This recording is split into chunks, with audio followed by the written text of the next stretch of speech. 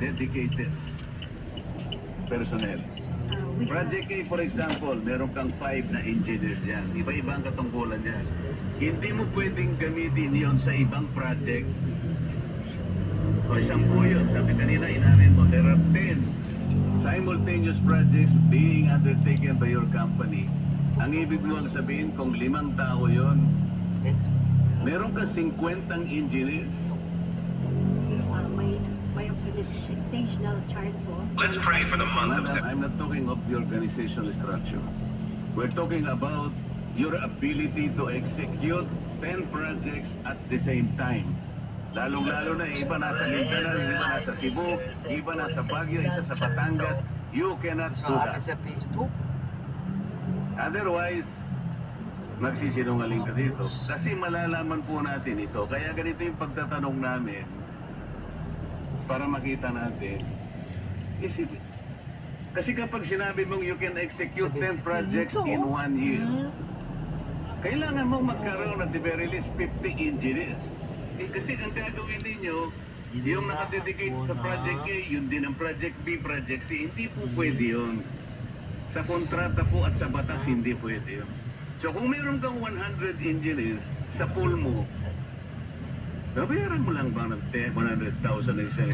You will have an overhead of about 10 million per month. Hindi kakayanin na isang kumpanya yun. So lilitaw po at lilitaw.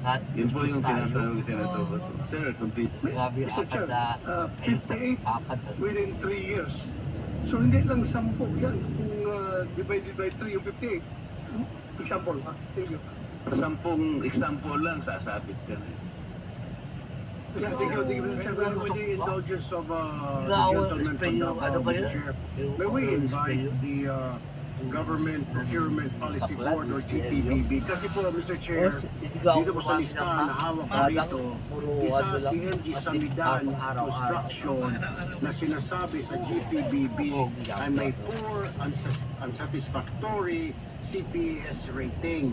Yan po ang sabi nila pa mga kumpanya rito. So can we invite them? Kasi ang tanong ko, na blacklist na pala ito kasi ang sinasabi po dito, ang guidelines po ng GPBB, pag ikaw may unsatisfactory na performance for CPS rating, dapat ikaw ay not allowed anymore to join and receive flood control projects. So may we invite this board para magpaliwanag kasi kasama po si Samidan doon, sir, na sinasabi na at poor and satisfactory CPS rating at iba pang kumpanya, Equiparco, kasama din po Tiki, Alertiki, Itone, Road Edge, Sunwest, Legacy, EGB Construction. Ito po kailangan nyo siguro magpaliwanag dito bakit pinapayagan na makatanggap ng flood control project when in fact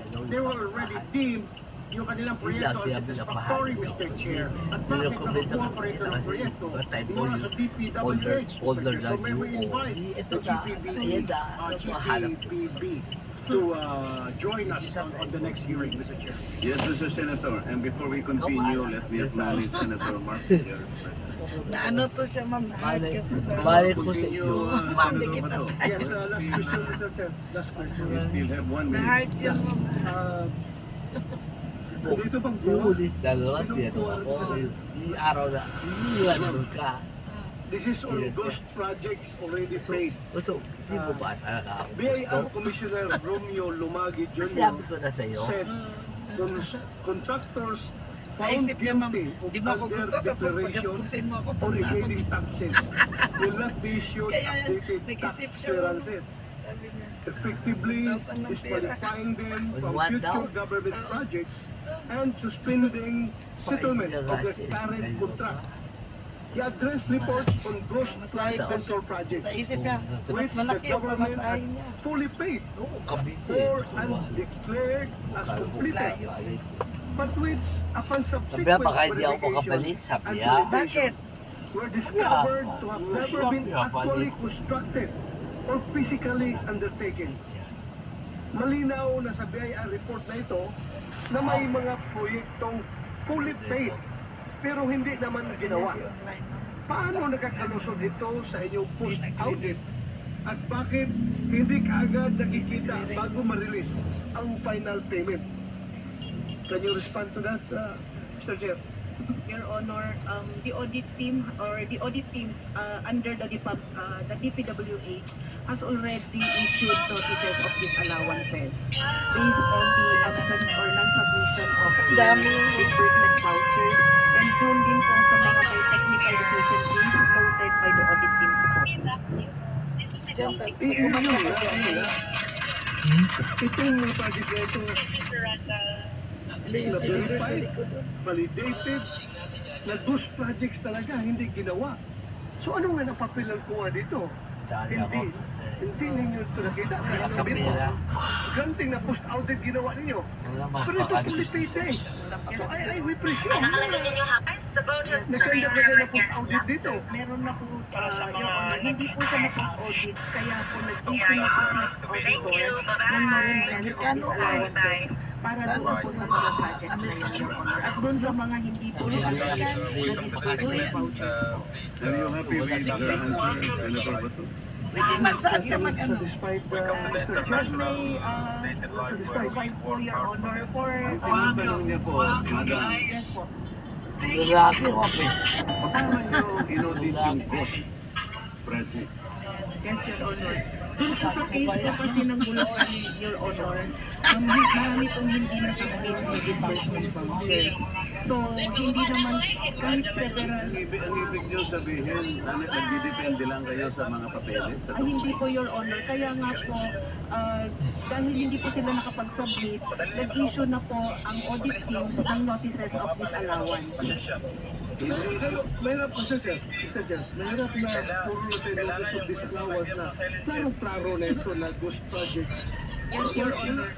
Yung hindi po kasi pag-submit ng account, sir, or yung disbursement vouchers, pwede pong kasuhan din yung mga persons liable na hindi nag-submit doon sa Huwag mo na huwag mo akong dalhin doon sa mga papel yan, mga disbursement na yan. Give God's heavenly Father. Mag-post-audit kayo. Di ba pupunta kayo sa area? Tingnan nyo kung saan ang project. O ngayon, hindi nyo nakita. Give God Ano, 66. hanggang kuwan lang kayo, hanggang disalawas lang kayo. Hindi nyo nakita. Paano ngayon? Hindi pa papilin nyo ang commission of audit na mag-file ng kaso? yes po, Your Honor. Yun po yung susunod na Place your right.